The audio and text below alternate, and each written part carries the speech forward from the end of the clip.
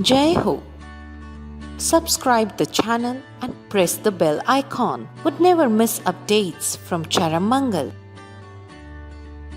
प्रश्न बहुत पीड़ाजनक है कि जैन समाज की लड़कियां, अच्छे घर परिवार की लड़कियां, अच्छे संस्कारों की लड़कियां, अच्छे खानदान की लड़कियां निम्न कुलों में भाग के चली जाती है, निम्न गोत्र कुलों के लड़कों के साथ प्रेम विवाह कर लेती है, उनको वापस घर में ले आओ तब भी वापस छोड़ के भाग जाती है, मम्मी पापा खारे से लगते हैं। तो कारण क्या है इसका? कारण क्या है और निवारण का उपाय क्या है? दोनों ना, कारण भी समझना चाहिए। इतना अच्छा समाज रह के भी ऐसी घटनाएं हमारे समाज में क्यों घटती है? सबसे पहले कर्म शास्त्र के अनुसार, कर्म विज्ञान के अनुसार अगर इसका कारण बताऊं तो वह कारण है नीच गोत्र कर्म का उदय। जैसे आप अपने आप को उच्च गोत्र का मान रहे हो, लेकिन उच्च कुलों में सारे उच्च कुलीन आत्माएं तो नहीं आती ना, जैसे निम्न कुलों में सारी निम्न गोत्री आत्माएं नहीं आती। कई निम्न कुलों में उच्च गोत्री आत्माएं आती है और कई उच्च गोत्रों में निम्न कुल वाली आत्माएं आ जाती है। इसीलिए गोत्र और कुल दो अलग अलग शब्द भी दिया आपने यहाँ पे, है ना। तो कई बार ऐसा होता है कि समाज में बहुत प्रतिष्ठित परिवार है, उच्च गोत्र है, लेकिन उसमें कोई ऐसी चेतना आ गई, कोई ऐसी आत्मा का जन्म हो गया जो कि कुछ ही पुण्यवानी लेकर आई उच्च गोत्र की, उसके बाद उसका निम्न गोत्र कर्म का उदय होना स्टार्ट हो गया, तो ऑटोमेटिकली उसकी रुचि निम्न स्थानों की तरफ जाएगी, निम्न लोगों की तरफ जाएगी, निम्न वृत्तियों की तरफ जाएगी और वो वृत्ति उसको निम्न कुलों के साथ प्रतिबंध करा देगी। ये है कर्म शास्त्र के अनुसार उत्तर। अब प्रैक्टिकली सोचो, ये तो शास्त्र की बात है, अभी प्रैक्टिकली हम इसमें क्या समझ सकते हैं और कैसे इसको सॉल्व आउट कर सकते हैं। तो प्रैक्टिकली सोचो कि घरों के अंदर अगर हमारे बच्चे निम्न लेवल की चीज़ों को पसंद करते हैं तो उसके पीछे कारण क्या होगा, मनोवैज्ञानिक कारण क्या होगा।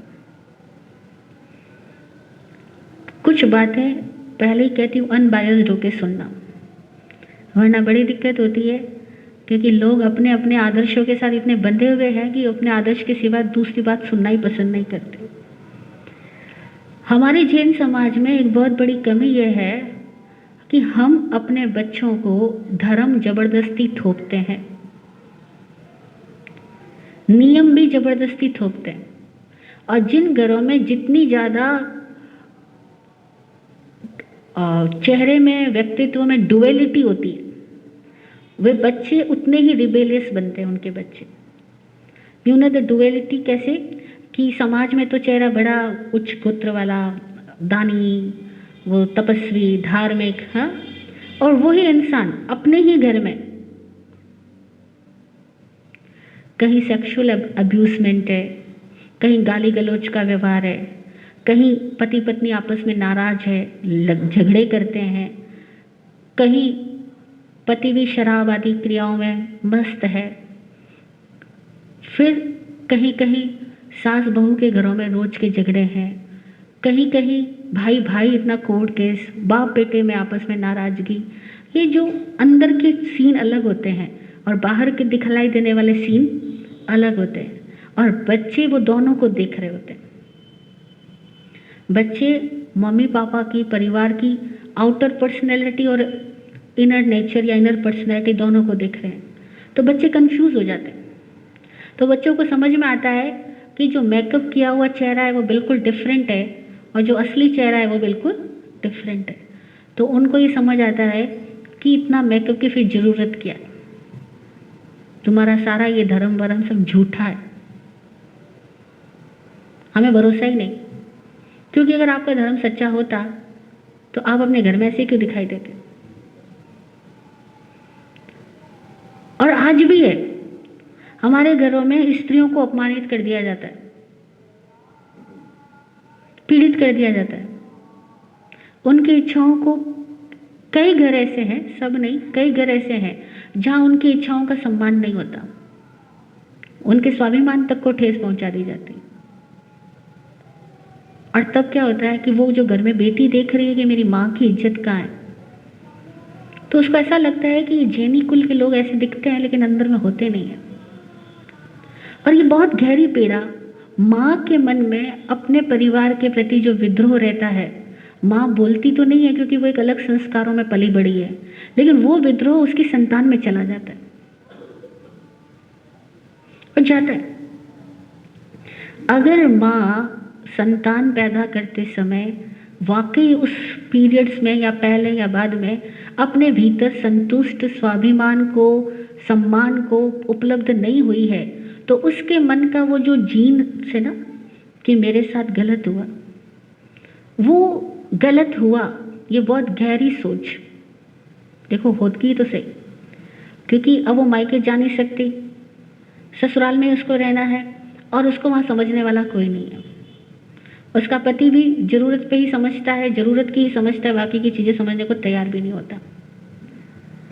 तो उसके भीतर की जो पीड़ा इकट्ठी होती है ना, वही पीड़ा है उसकी संतान में भी वापस ट्रांसमिट होती है। और वही पीड़ाएं समय आने पर जो वो अपनी माँ की घर की हालत और सब कुछ देखती है, माँ की, चाची की, भाभी की, बहन की, जो शादी करके जा चुकी उसकी, तो उसके मन में इतनी पीड़ा होती है कि यहाँ इम्पोर्टेंस उतनी नहीं होती। और फिर एक वो एज होती है जब कदम बहकते हैं, और फिर सामने वाला जो बहुत वैल्यू देता है, बहुत इम्पोर्टेंस देता है, वो उस एज में अच्छा लगने लगता है। और जिसको यहाँ सम्मान, स्वतंत्रता, समझदारी, सद्भावना प्रॉपरली नहीं मिली, वो क्या देखता है कि जो मुझसे दबेगा वो मुझे खूब देगा। ये लड़कियों की बेवकूफ़ी कह दो, नादानी कह दो, नासमझी कह दो कि वो अपने से कमज़ोर व्यक्ति को इसलिए पसंद करती है क्योंकि कमज़ोर व्यक्ति सदा उसको प्रेस करेगा, सदा उसको सेंटर पॉइंट पर रखेगा। तो वो अपने से हीन गोत्र, हीन मानसिकता, हीन लेवल के लोगों के पास में भी आकर्षित होकर चली जाती है। और ये आकर्षण का सिद्धांत भी बड़ा विचित्र तरीके से काम करता है। ये समानवर्ती जीवों को समानवर्ती जीवों के साथ भी आकर्षित करवाता है और समानवर्ती जीवों को एकदम विपरीतवर्ती जीवों के प्रति भी आकर्षित कराता है। अगर आप में से किसी ने थोड़ा लेश्या सिद्धांत सुना हो तो समझ आएगा कि कृष्ण लेश्या वाला शुक्ल लेश्या की तरफ आकर्षित होता है और कृष्ण लेश्या वाला कृष्ण लेश्या की तरफ भी आकर्षित होता है। दोनों बातें होती, ब्लैक एंड व्हाइट, ये बड़ा कॉम्बिनेशन होता है। अक्सर बाहर से व्हाइट भीतर से ब्लैक हो जाते हैं, बुरा मत मानना, और बाहर से ब्लैक कई बार भीतर के व्हाइट भी हो सकते हैं। बड़ा विचित्र है ये। तो कई बार शुक्ल लेश्या वाला भी कृष्ण लेश्या वाला की तरफ आकर्षित हो जाता है और कई बार कृष्ण लेश्या वाला भी कृष्ण लेश्या की तरफ आकर्षित होता है। ऐसा क्यों? क्योंकि कहीं न कहीं शुक्ल लेश्या में एक स्ट्रॉन्गनेस है और कृष्ण लेश्या में भी एक स्ट्रॉन्गनेस है। और ये मन ऐसा है कि कई बार सामने वाला स्ट्रॉन्ग है, बस इसी बात को लेकर के प्रभावित हो जाता है, कॉन्फिडेंट है, इसी बात को लेकर प्रभावित हो जाता है। और बड़ी हैरानी की बात यह है कि जीव अच्छाइयों में जितने कॉन्फिडेंट नहीं होते, बुराइयों में बड़े कॉन्फिडेंट होते हैं। छोटा सा एग्जाम्पल मैं आप ही से सवाल करूंगी, आपको जब गुस्से में होते हो तब सोचते नहीं हो, है ना? सोचते नहीं हो ना? गुस्से में होते हो तब दिल दिमाग कुछ नहीं सुनते, गुस्से में हो तो पूरे गुस्से में होते हो। लेकिन जिस क्षण में क्षमा में होते हो, क्षमा करने की हो रही होती है, या क्षमा बोल रहे होते हो, या क्षमा का व्यवहार कर रहे होते हो, तब उतने ही पूरे होते हो जितना गुस्से में पूरे थे।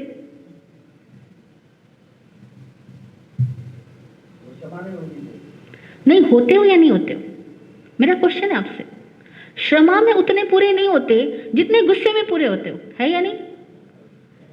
और घृणा में उतने पूरे हो जाते हो जितने प्यार में पूरे नहीं होते। प्यार करते हुए भी डाउट्स रह जाते हैं, लेकिन घृणा करते हुए कोई डाउट नहीं रहता। तो बुराइयों में एक विशेषता है कि बुराइयों में आदमी के व्यक्तित्व में एक संगठन आता है, एकजुटता आती है। और अच्छाइयों में अगर वास्तविक अच्छाई नहीं है तो वो बिखरी बिखरी अच्छाई होगी, और बिखरी बिखरी अच्छाई स्ट्रांगनेस की तरफ आकर्षित हो जाएगी। अब वो बुरी के प्रति स्ट्रांगनेस है क्या है वो नहीं पता, केवल वो स्ट्रांग है इसलिए आकर्षित हो जाएगी। आप देखो बहुत बुद्धिमान आदमी शादी के लिए निर्णय करने में कई साल गुजार देता है, और कम बुद्धिमान आदमी बिना सोचे समझे शादी कर लेता है। तो बुद्धिमान कहता है यार तूने कैसे बिना सोचे समझे शादी कर ली, तो कम बुद्धिमान कहता है कम से कम मेरे घर में पत्नी है, मेरे 2 बच्चे तो है, तू तो अब तक कमारा बैठा है। ये एग्जाम्पल इसलिए दे रही हूं कि हम बातों को थोड़ा समझ सकें कि हम सारे लोग कितने कंफ्यूजिंग माइंड वाले लोग हैं। हमें अपनी अच्छाइयों पे भरोसा कितना है, और बुराइयों पे तो हम सब भरोसेमान होते हैं। हमें अपनी बुराई पे भी भरोसा है, हमें सामने वाले की बुराई पे भी पूरा भरोसा है, लेकिन अपनी अच्छाई पे भी हमें कम भरोसा है, और सामने वाले की अच्छाई पे भी हमें है या नहीं? ईमानदारी से बताओ, कोई कितना भी अच्छा साधु भी हमारे सामने आएगा ना, तो हमारी आंख सोच रही होगी इसमें गड़बड़ी कहाँ है। हम साधु से साधु व्यक्तित्व में भी कमी ढूंढने के लिए एकदम पूरे अटेंटिव, टोटली अटेंटिव तैयार मिलते हैं। और वो कोई आपको आके बोले फला व्यक्ति बहुत अच्छा है, हाँ अच्छा, ऐसी क्या अच्छी बात है? उसने क्या अच्छा किया ऐसा? देखो 50 सवाल आ सकते हैं आपके। और कोई आके बोले कि फला व्यक्ति ने बहुत बुरा है, शराब पीता है, वो झूठ बोलता है, वो उसका रिलेशन भी दूसरों के साथ है, हाँ हो गई, तो कोई क्वेश्चन नहीं है। किसी की गड़बड़ सिचुएशन सुन करके हमें कोई डाउट्स नहीं होते, लेकिन किसी की अच्छाई की बात सुन करके हमें बहुत, अरे एक घर में अगर 3 भाई बहुत सालों से एक साथ रह रहे हैं, 3 देवरानी जेठानी एक साथ रह रही है, तो जो भी आता है वो कहता है अच्छा इतने साल से, मतलब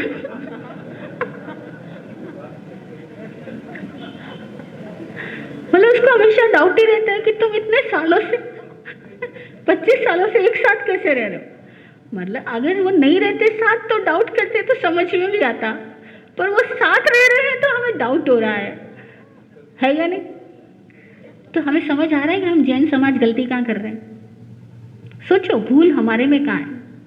बच्चों की मत सोचो, खुद में सोचो कि हमें ही तो अच्छाइयों पे भरोसा कितना है और बुराइयों पे कितना है।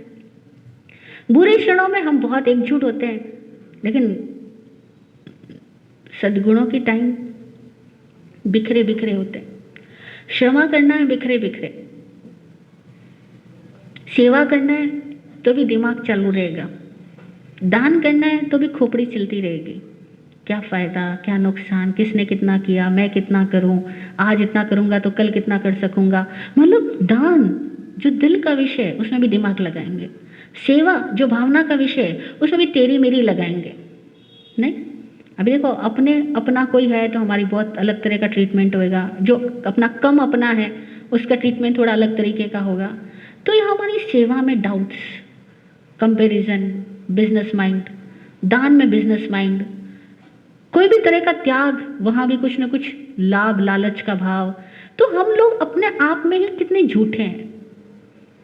हम कह रहे जैन समाज इतना अच्छा, सो कॉल्ड अच्छा ही है, बाहर से देखने के लिए सब बहुत अच्छा है, लेकिन अंदर में क्या है वो देखो ना आप। और अगर मम्मी पापा की मानसिकता में कहीं ना कहीं आपस में ही प्यार में कमी है तो बहुत संभव है कि बच्चों में भी कमी होगी, बहुत संभव। अगर बच्चों को सुधारना है तो बच्चों पे काम मत करो, पहले मम्मी पापा सुधरे। पुराने लोग कहते थे ना कि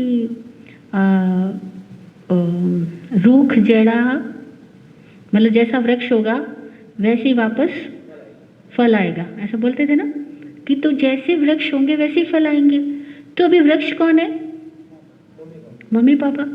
तो उनको समझ के लेना चाहिए कि क्या वो आपस में एक दूसरे के प्रति ईमानदार है, क्या वो आपस में एक दूसरे के साथ ट्रांसपेरेंट है, क्या उनके रिश्तों में सच्चाई है, उनके प्रेम में सच्चाई है या वहां भी कॉम्प्रोमाइज है।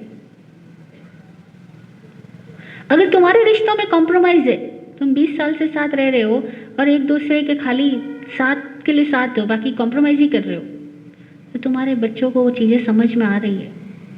तुम उनके सामने प्रकट करो या ना करो, और एक ज़माना था जब बच्चों के सामने मम्मी पापा के व्यवहार इतने प्रकट नहीं होते थे, पर आज तो सब कुछ प्रकट होते हैं। आज मम्मी पापा के हर मूड्स बच्चों के साथ शेयर होते हैं। बच्चों को पता लगता है कि मम्मी पापा की किस आदत की वजह से दुखी है, या पापा मम्मी की किस आदत की वजह से दुखी है, वो सब उनको समझ आता है।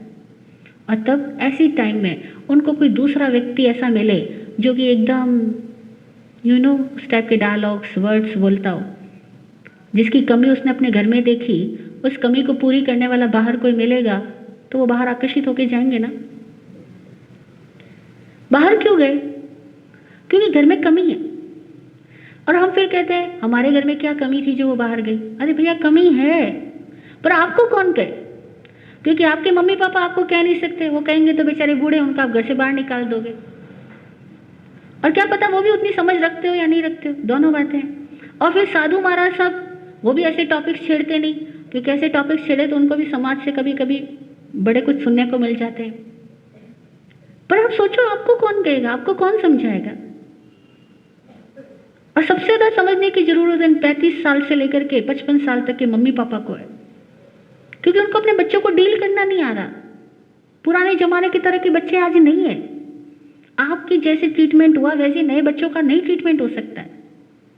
एक कारण, ठीक है। और भी बहुत सारे आयाम हैं। उसमें एक सबसे बड़ा आयाम यह है, कल भी परसों भी मेरे पास 2-3 बहनें ऐसी आई, बोलती है महाराज साहब हम बच्चों को कैसे समझाएं कि आलू कांदा ना खाए, आलू कांदा ना खाए। मैंने कहा उनको क्यों रोकना, क्यों चाह रहे हो आप? उनको कोई भी खाना अच्छा लगता है उसमें आप पाप बता देते हो। उनको कोई भी काम अच्छा लगता है उसमें तुम कर्म बनाना बता देते हो। वो नॉनवेज नहीं खा रहे, इतना अच्छा है, इसके लिए समझाओ, साइंटिफिकली समझाओ। आलू कंदी के भी पीछे पड़े हो तो आखिर वो बच्चे जब तक कुछ टेस्ट ही नहीं किया उसको छोड़ेंगे क्यों? और उनको साइंस तो तुम समझा नहीं सकते आलू कंदा खाना या नहीं खाना। साइंटिफिकली तुम्हारे पास भी कोई आंसर नहीं है। और साधु संतों के पास जाओगे तो कई साधु संतों के पास भी आंसर नहीं। वो कहते हैं कि भाई शास्त्रों में लिखा है। और हकीकत मैं आपको कह रही हूं, मैंने सारे शास्त्र पढ़े हैं, शास्त्रों में कहीं नहीं लिखा है कि आलू कांदा मत खाना, कहीं नहीं लिखा है। ये सब चलाई गई बातें हैं। जैसे बीच में चला है ना, सेल की घड़ी में जीव होता है, अभी सेल की घड़ी टच कर दी तो बहुत बड़ी हिंसा हो जाएगी। अब बताओ, अगर सेल की घड़ी में मानो कोई जीव होता भी होगा तो ये हाथ करने से क्या सेल डिस्टर्ब होता है क्या? सेल तक कोई वाइब्रेशंस जाते हैं क्या? या सेल की स्पीड या मूवमेंट्स को डिस्टर्ब होती है क्या? नहीं होती है। और सेल लेबोरेटरी में पैदा किया जाता है, पर वो दिमाग, कोई आदमी लॉजिक से सोचना ही नहीं चाहता, फैक्ट को जानना नहीं चाहता। हर आदमी क्या चाहता है, हमारे धर्म में ऐसा कहा गया है बस। अभी तुम्हारे धर्म में ऐसा कहा, पर कहने वाले वाकई धर्म के ज्ञान को उपलब्ध थे क्या? घसक भी तो बहुत चलती है, और समय समय पे अलग अलग प्रथाएं चलती है, रिवाज चलते हैं, और फिर लोग रिवाजों को धर्म समझ लेते हैं। अब आलू कांडे के चक्कर में तो कई घरों में खाना अलग अलग पकेंगे, मूड अलग अलग रहेंगे, सबके बीच में डिस्टर्बेंस पैदा हो जाएगा। अब बताओ, इंसान का मूड बड़ी बात है, ये तुम्हारे आलू कांदे को लेकर के बैठना बड़ी बात है। लेकिन कई बहुएं अपने ससुराल छोड़ के इसलिए चली जाती है कि सास बहुत ज्यादा स्ट्रिक्ट धार्मिक है, और उतने धार्मिकता हम फॉलो नहीं कर सकते। अब देखो ना, ये और अच्छे से समझो। मेरी बात बुरी लगे तो मैं क्षमा मांगती हूं, लेकिन आप समझ के लो कि फर्स्ट क्लास के बच्चों को 5वीं कक्षा का कोर्स मत दो। जमीकंद का त्याग करना है, किसको करना है? सचित का त्याग करना है, किसको करना है? ब्रह्मचर्य में रहना है, किसको रहना है? आप शास्त्रों को पढ़ के लो, उपासक दशांग सूत्र, जिसमें श्रावक की पूरी जीवनचर्या का, आनंद आदि 10 समण उपासक का वर्णन आता है। उस आनंद श्रावक ने भी छठी प्रतिमा में, यानी आफ्टर 12 व्रत की पूरी पालना 14 साल तक करने के बाद जब उसने 11 प्रतिमाओं की आराधना शुरू करी, उसमें जब छठी प्रतिमा में पहुंचा, यानी 12th क्लास की पढ़ाई हो गई, उसके बाद ग्रेजुएशन की पढ़ाई में जब वो 6th ईयर के कोर्स में पहुंचता है, तब वो कहता है कि अब मैं ब्रह्मचर्य में रहूंगा। और हमारे यहाँ हर किसी को सारे नियम दे ले जाएंगे। और वो कब सचित का त्याग करता है? 7वीं प्रतिमा में, 7th स्टैंडर्ड में आता है, तो वो कहता है अब मैं सचित भोजन नहीं करूंगा। और हमारे यहाँ पहली कक्षा के बच्चों को कह रहे हैं कि तुम ये मत खाओ, तुम वो मत खाओ। तो ये धर्म का सिलेबस उनके लिए अलग है, 7वीं कक्षा के लिए अलग है। पर इसमें हम बहुत चाहते हैं कि सही विधि विधान बताया जाए, लेकिन बहुत बड़ा वर्ग है जो उन साधु संतों से प्रभावित हो चुका है और हो रहा है, जो कि क्रियाओं के नाम पे ही धर्म को दे रहे हैं, समझ के नाम पे नहीं दे रहे, जो त्याग के नाम पे धर्म की नींव खड़ी कर रहे हैं और कह रहे हैं कि जैन धर्म की तो नींव ही त्याग है, जबकि जैन धर्म की नींव ज्ञान है, सम्यक दर्शन, सम्यक ज्ञान है। और उसके बाद तीसरे नंबर पे सम्यक चारित्र आता है, और चारित्र सम्यक हो ही जाएगा अगर दर्शन और ज्ञान सम्यक होगा। और एक बहुत बड़ा विषय है, मतलब अगर मैं इस विषय पे बोलने जाऊंगी तो आपको शास्त्रों की भाषा में बहुत सारी बातें बता सकते हैं हम। इसीलिए आप इंसानियत की बात करो, प्रेम से रहना सीखो, और जितना भी धर्म फॉलो करते हो वो ईमानदारी से करो। अरे हमारी बेईमानियां बड़ी अजीबोगरीब है, वो आप सब जानते हो कि लोग पचकान लेते हैं तो पहले ही बोलते हैं बाहर मालारी छूट, क्या बोलते हो, भीतर बाहर छूट, अंदर बाहर की छूट, 5 दिन की छूट, शादी में जाऊं तो छूट, घूमने जाऊं तो छूट। हाँ, मना नहीं है, छूट लेते हो, लेकिन पता है लोगों के पास में क्या मैसेज जा रहा है कि इनको अपने ऐश मौज करने होते हैं तब तो सारी छूट होती है, और नॉर्मल डे में हम खाते तो हमें कहते हैं कि पचकान कर पाप लगता है। अभी आपके बच्चों के लॉजिक्स क्या है, आप क्या जवाब दोगे? और वो ये भी तो देखते हैं ना कि एक तरफ तुम धर्म धर्म की बातें करते हो और एक तरफ छोटी छोटी चीजों के लिए झगड़ा कर पड़ते हो, तो ये चेहरे देख करके उनको आपके धर्म से घृणा होती है। और बहुत सारे जैनी बच्चे हैं, वो पर्युषण के दिन जब पूरे होने लगते हैं ना तो चैन की सांस लेते हैं, आज हरी सब्जी खाने को मिलेगी। 8 दिन तक सूखा खाते खाते, और कई तो चुपके अपने फ्रेंड्स के घर जाके खाते। अब एक बात बताओ, ये किसके लिए था हरी सब्जी का त्याग, पता भी है आपको? एक होता है नियम, एक होता है उपनियम, जो एक नियम को पूरा करने में थोड़ा मददगार बनेगा। ठीक, जो व्यक्ति 8 दिन तक ध्यान लगाएगा, मौन रहेगा, पूरी टाइम सामायिक व्रत उपवास औषध आदि में रहेगा, उसके लिए कहा गया कि तुम अपने मन को चंचल होने से रोके ऐसा भोजन लेना। और ऐसा भोजन क्या है कि इन दिनों के अंदर अगर भोजन ना लो तो बेस्ट, अगर लेना हो तो बहुत पानीदार भोजन मत लेना जिसमें पानी बहुत ज़्यादा पड़ता हो, क्योंकि पानी ऑलरेडी बॉडी में 85% हमारे पानी होता है, और पानी में और पानी की मात्रा बढ़ेगी और मन में विचार चलेंगे, और इस टाइम आपको अपने विचारों को शांत करना है, तो ऐसा भोजन मत लो। उस भोजन के लिए उपनियम दिया गया कि आप पानीदार पत्तीदार सब्जियां इस टाइम मत खाओ, ये उपनियम था। अब क्या हुआ, वो जो मूल नियम था ना, सामायिक ध्यान, कायोत्सर्ग और पौषध उपवास, वो सब तो छोड़ दिए, ये आम आदमी को पकड़ा दिया गया कि बस तुम हरी सब्जियां मत खाना। अब जो व्यक्ति किसी स्कूल में एडमिशन ही नहीं लेता है, क्या उस व्यक्ति को उस स्कूल के रूल्स और रेगुलेशंस तोड़ने का पाप लगेगा क्या? लगेगा क्या? पर हमारे यहाँ हर आदमी को स्कूल में एडमिशन लिया कि नहीं लिया कोई परवाह नहीं है, लेकिन तुमने रूल तोड़े इसलिए तुम्हें पाप लगेगा, इसलिए तुम प्रायश्चित के भागी बनोगे, बस पश्चाताप करो, ऐसे सिखाया जा रहा है। इसलिए ओवरऑल जो कहते हैं नींव से भी बड़ा जो महल बन रहा है, वही बहुत सारी गलतियां, उन सबको सुधार के लेने की जरूरत है। तो प्रश्न ये है कि बहन बेटियां हमारे घर की बाहर क्यों चली जाती है? तो इसलिए चली जाती है तो हमारे यहाँ कॉम्प्लिकेशंस बहुत ज़्यादा है, सोसाइटी में भी कॉम्प्लिकेशंस, फैमिली में भी कॉम्प्लिकेशंस, और हर एक चीज़ में डूज डोंट्स इतना ज़्यादा, एक पाप पाप पाप इतना ज़्यादा डाल दिया गया। तो बच्चा क्या होता है ना कि बचपन में तो सब चीज़ों को सुन लेता है, मान लेता है, जब वो टीन एज क्रॉस करने लगता है ना, एकदम रिबेलियस बन जाता है। और जो जितना ज़्यादा बचपन में थोपा गया धार्मिक बना है, थोपा गया आरोपित धार्मिक बना है, वो उतना ही ऑपोजिट पोल पे जाएगा। इसीलिए अगर समाज में ऐसी घटनाओं को नहीं घटने देना है तो बच्चों को बच्चों की तरह खिलने दो,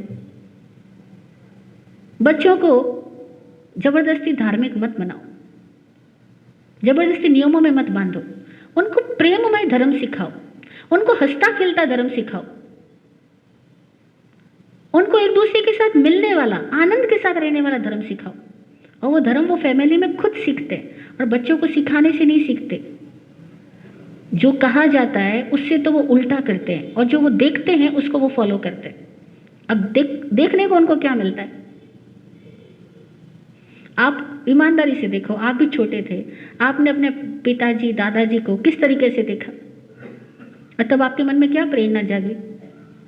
बहुत सारे परिवार हैं जो हमें अपना अनुभव शेयर करते हैं, तो बताते हैं कि महाराज साहब हमारे दादा लोग 5 भाई थे, आपस में पैसे के लिए लड़ते थे, जमीनों के लिए लड़ते थे, और फिर क्या हुआ, एक दिन सारी जमीनें कम मूल्य में बेच दी गई, ये हो गया वो हो गया, हम लोग अपना गांव छोड़ करके यहाँ आकर के रह गए।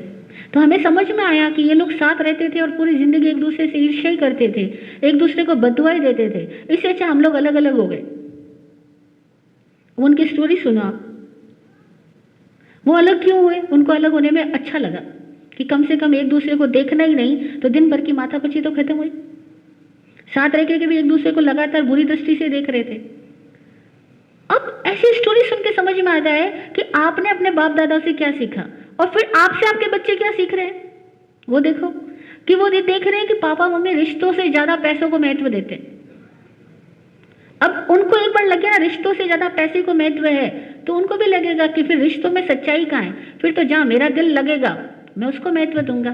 क्योंकि बड़ी उम्र में आने पे जो महत्व पैसों का है, टीन एज में उससे ज्यादा महत्व प्यार का है। टीन एज में पैसा नहीं समझ में आएगा, उनको प्यार मोहब्बत समझ में आएगी, और जब वो प्यार मोहब्बत में कई घटना में आगे बढ़ जाएंगे, फिर उनको दाल रोटी के लिए प्रैक्टिकल भाव पता लगेंगे, तब पैसे का महत्व समझ में आएगा। और अभी आपको पैसे का महत्व समझ में आ रहा है, पर आपकी दृष्टि में पैसे की वैल्यू है, उन टीनएजर्स के दिमाग में पैसे की वैल्यू ही नहीं है। वो कहते हैं बस तुम्हारा साथ चाहिए, भूखे भी रह लेंगे। अब वो उनकी सोच वैसी है ना, इस टाइम दीवानी वाली सोच है, तो क्या कर सकते हो। इसीलिए टीनएजर्स बच्चे को उनकी मेंटेलिटी के लेवल पे तुम्हें समझाने की क्षमता भी तो होनी चाहिए। और एक बात कि घर में बच्चों के साथ फ्रेंडली बिहेवियर करो, उनको खुल के बोलने दो, उनकी बातें सुनो। लेकिन कई घरों में सुना जाता है और कई घरों में सुनने से पहले ही लेक्चर झाड़ दिए जाते हैं, उपदेश दे दिए जाते हैं। कैसे कलियुगी बच्चे इतना सामने बोलते हैं, कैसे बोलते हैं, कुछ बोलने का मैनर्स ही नहीं है क्या, पापा के सामने ऐसे बोलते हैं क्या। वो क्या, अच्छा तो कहाँ जाके बोलूँ, खत्म हो गई बात। पापा के सामने रास्ता ब्लॉक, बोलना ही नहीं है। जब मम्मी के सामने बोले तो मम्मी गुस्से में आएगी, नाराज हो जाएगी, फिर वो बोले किसके सामने। और हम अक्सर लोगों को सिखाते हैं कि जो बच्चा प्यार आपको करता है वो गुस्सा भी आप पे ही करेगा, पड़ोसी पे जाके थोड़ी गुस्सा करेगा। और जब तुम अपने बच्चों के प्यार को एक्सेप्ट करते हो तो उसके गुस्से को भी उतना ही एक्सेप्ट करो। हम खाना घर में खाते हैं तो वॉशरूम भी तो बना के रखते हैं, वो भी इक्वली एक्सेप्टेड है ना, किचन के साथ साथ वॉशरूम। तो दोनों तरह के इमोशंस और इमोशंस एक्सेप्ट होने चाहिए कि भैया जो इंसान तुम्हें प्यार कर रहा है, बच्चा तुम पे भरोसा कर रहा है, तो अपने मन की पीड़ाएं किसको सुनाएगा। और सुनना चाहिए। आप एक सामायिक कम करो लेकिन अपने बच्चों की पीड़ा सुनो। आप सोशल वर्क कम कर लेना लेकिन अपने पहले घर को संभालो। नहीं तो बहुत सोशल वर्क के पीछे पड़ो, सुबह से शाम फुर्सत ही नहीं है आपको, तो कभी ये मीटिंग कभी वो मीटिंग, उसको जाना, और घर में बच्चे कहाँ जा रहे वो पता ही नहीं है। तो कई बड़े बड़े सोशल वर्कर्स के घर की ऐसी स्टोरी बन जाती है, और फिर लोग तो भाई अपनी अपनी समझ के अनुसार बात करेंगे ना, उनकी जैसी समझ है वो वैसी बात करेंगे। तो सवाल ये कि जैन समाज के बच्चे क्यों शेड्यूल कास्ट के साथ, क्यों निम्न गोत्र कुल के साथ में अपना संबंध जोड़ना पसंद करते हैं। कुछ तो कर्म फिलॉसफी, कुछ आकर्षण का सिद्धांत, और कुछ प्रैक्टिकल प्रॉब्लम्स हमारे घरों की, और हर घर की स्टोरी अलग अलग है। लेकिन फिर भी कॉमन फैक्ट तो है ही कि कहीं ना कहीं हम एक दूसरे के साथ, परिवार के साथ उतने हार्मनी में नहीं रहते, ट्रांसपेरेंट नहीं रहते। बच्चे छोटे होते हैं तब तक आप बच्चों के प्रति जितने विश्वस्त होते हो, बच्चे जैसे जैसे बड़े होने लगते हैं मम्मी पापा के दिमाग में पहले ही डाउट्स के कीड़े उबलने लग जाते हैं, और उनकी ये डाउटफुल मेंटालिटी उनके बच्चे को बिगड़ने में बहुत बड़ा सपोर्ट करती है। और मैंने देखा है कई जगह बच्चे सही है लेकिन मम्मी पापा के अंदर कभी बच्चों पे भरोसा ही नहीं पैदा होता। अगर बच्चा देर रात तक जाग रहा है तो पूछेंगे किससे फोन पे लगा हुआ था, और वो पढ़ भी तो सकता है लेकिन आपका पहला सेंटेंस ही होगा फोन पे किसी बातें चल रही थी। ओके मम्मी मैं पढ़ रही हूँ, कल मेरे पेपर है। अच्छा पक्की बात, पढ़ी रही है ना, मम्मी को भरोसा नहीं है।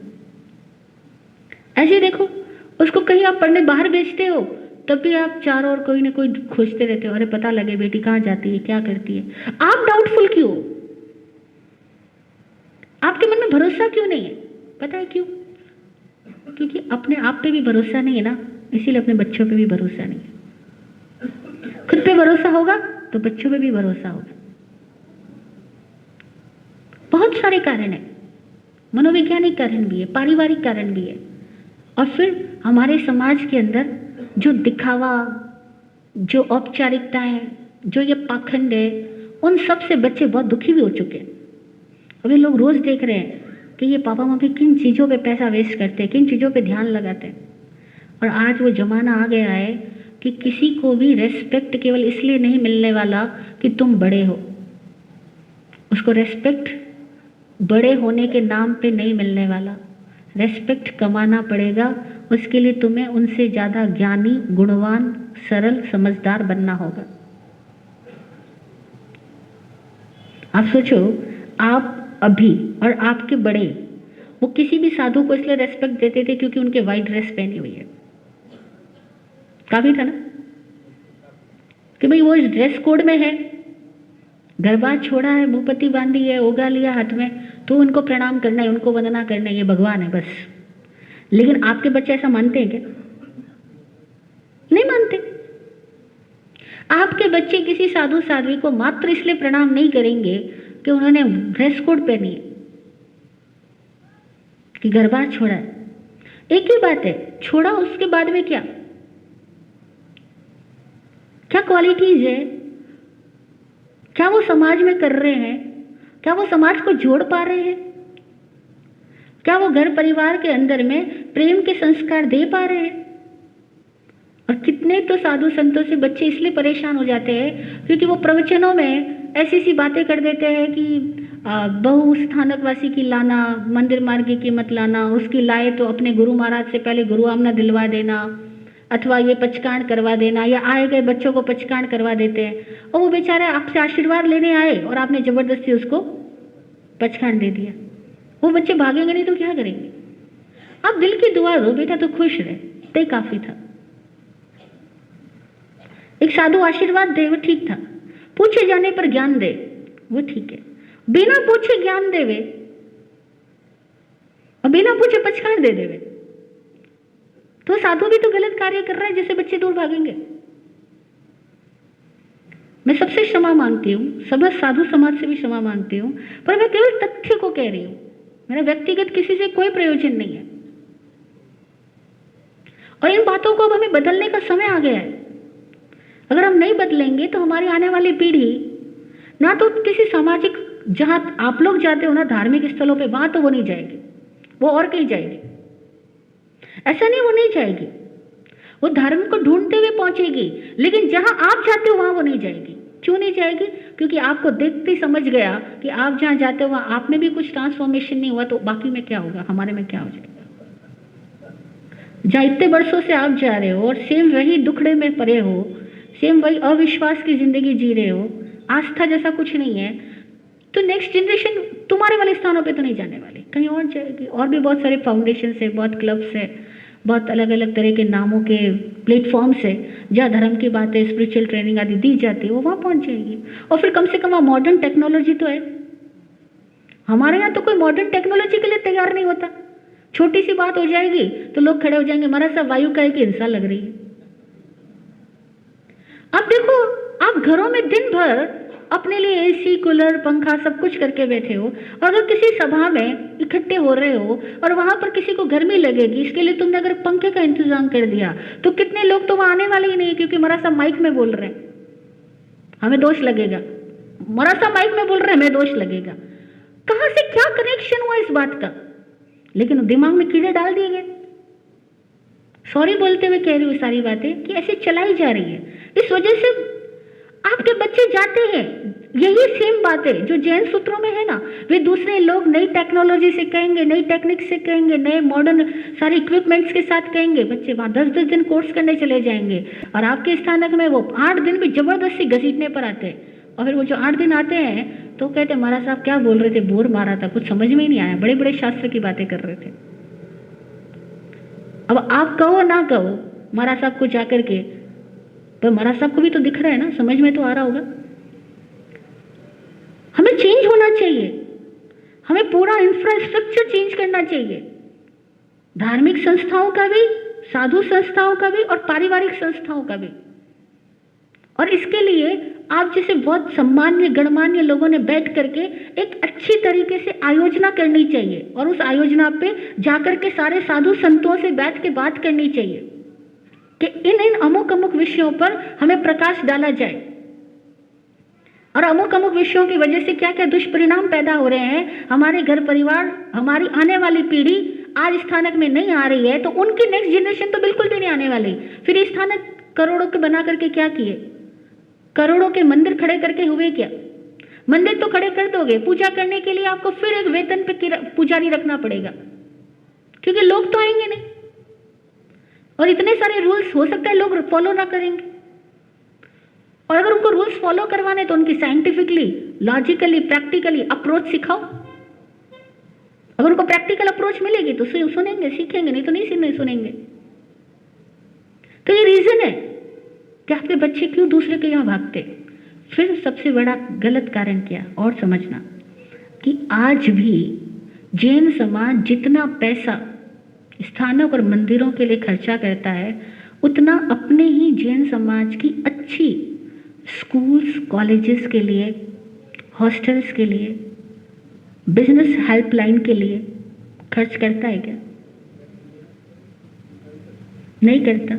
कौन सोचेगा इस टॉपिक पे? आपके बच्चे कौन सी तरह के कॉलेजेस में पढ़ के खुश हैं? देखो, और अब तो जैन माइनॉरिटी में आ गया, आपको गवर्नमेंट से इतना हेल्प मिल सकता है, उसके बावजूद लोग अभी तक सोए पड़े हैं। किसी की आंखें नहीं खुलती हमें क्या क्या कर लेना चाहिए था और अब भी क्या क्या कर सकते हैं।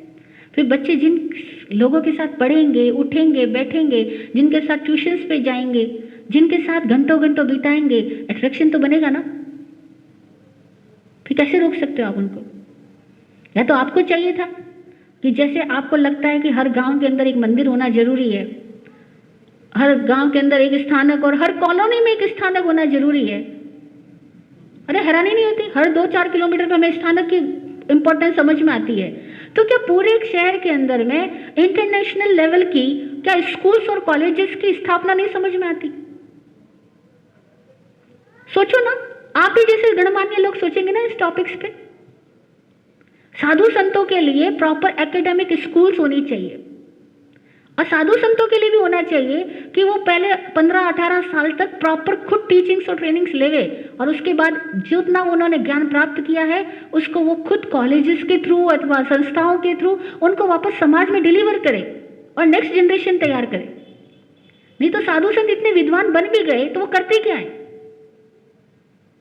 वो जिन 50 लोगों के 100 लोगों के बीच में प्रवचन सुना रहे होते हैं, अक्सर वे लोग तो खाली अपना टाइम पास करने या बुजुर्ग अवस्था होने की वजह से या उनको 2 वाणी सुनने को मिलेगी या कुछ एक सामायिक का बंदा पूरा हो जाएगा, कुछ ऐसे कारणों से उनके सामने बैठ के सुन रहे होते हैं। प्रैक्टिकल अप्रोच का है हमारे यहाँ और कितनी बड़ी प्रतिभा का हम यूज ही नहीं कर पा रहे। कभी फील होता है?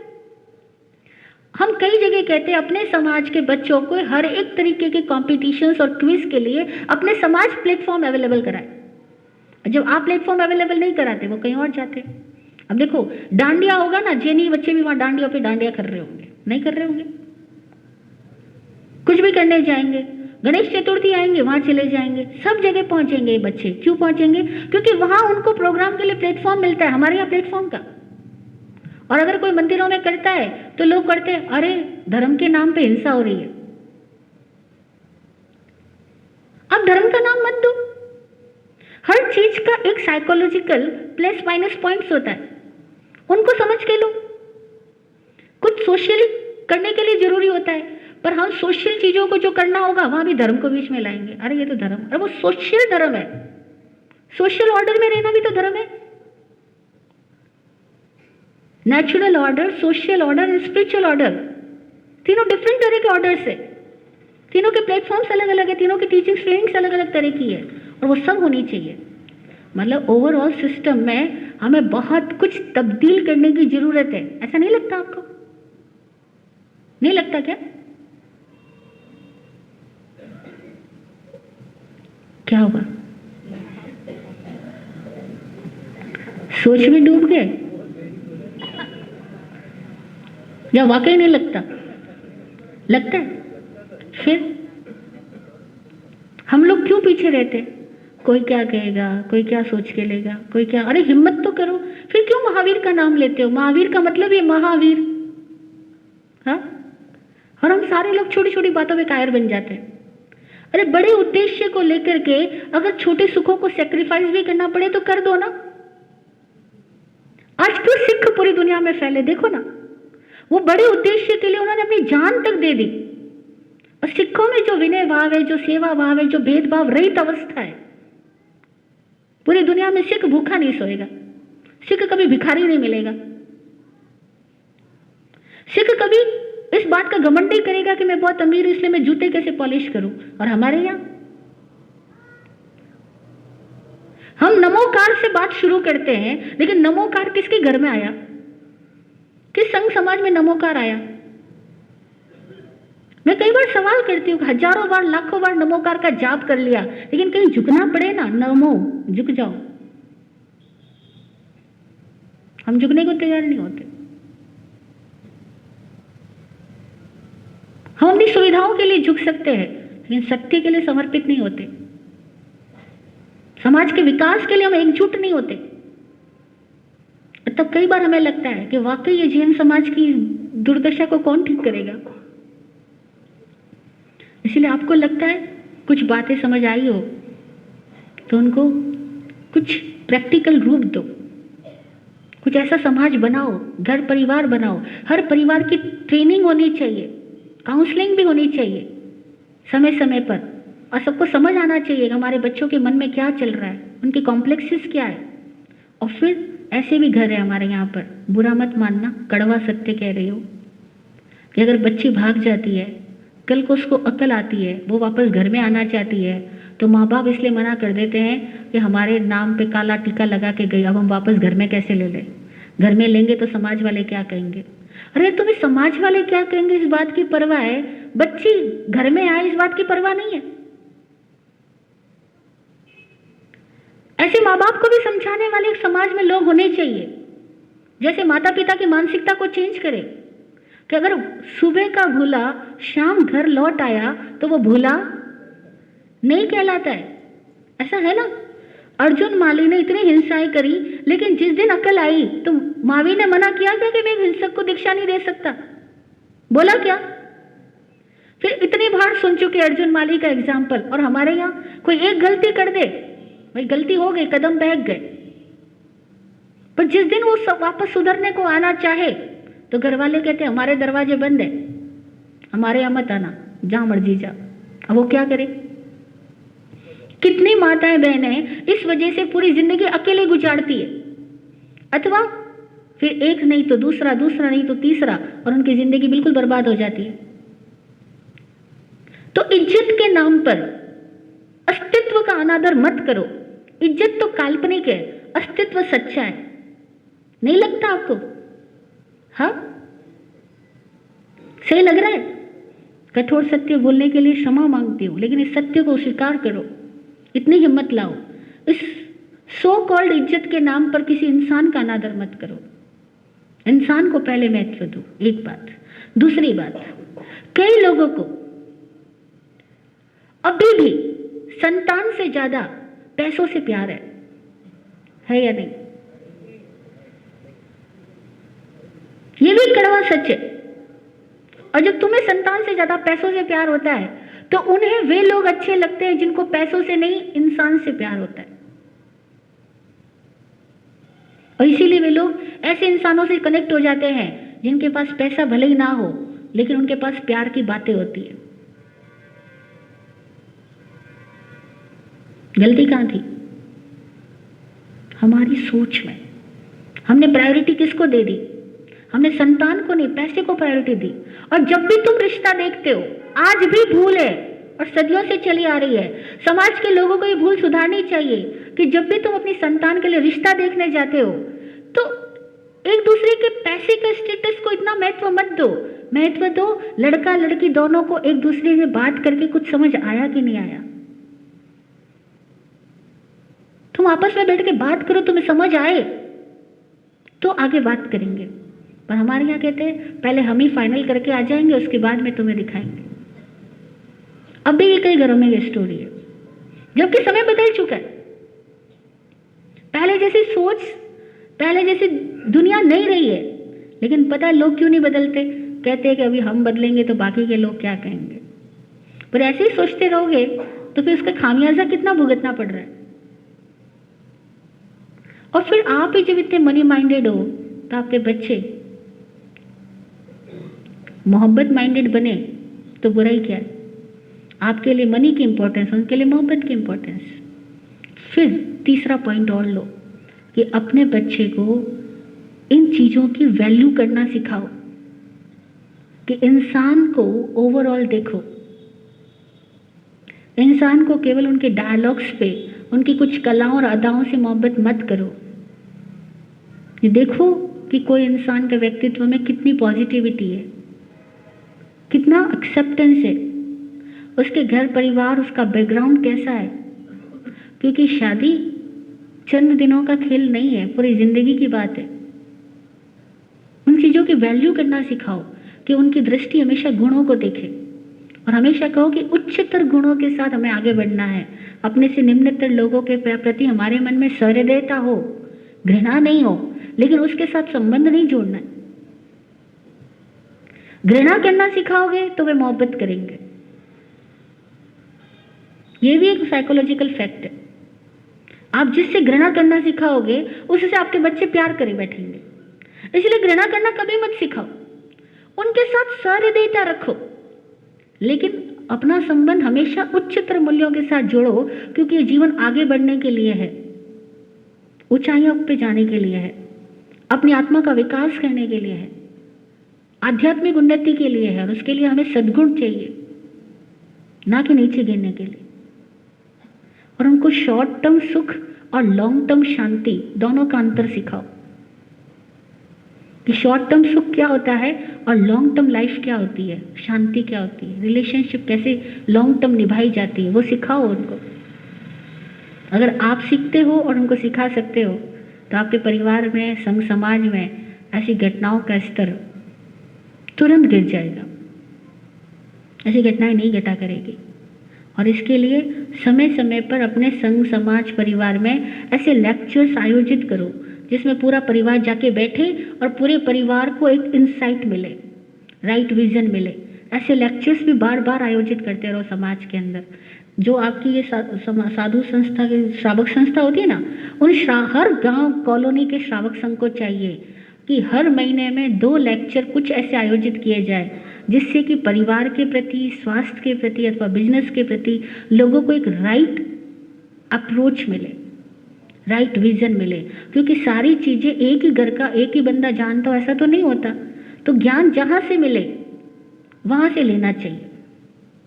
हम सब गुणग्राही बने और हर श्रावक संघ को अपनी कॉलोनी के सारे श्रावकों को, सारे परिवारों को एकजुट करके उनके दुख सुख को भी जानना, समझना और उन सब की टीचिंग्स, ट्रेनिंग्स के लिए ऐसे ऐसे प्रोग्राम्स आयोजित करते रहना चाहिए, ताकि आप लोग आपस में ही जुड़े रहोगे और आपस में बढ़ते रहोगे तो बहुत सारे फालतू के अट्रैक्शंस कमज़ोर पड़ जाएंगे। जय हो।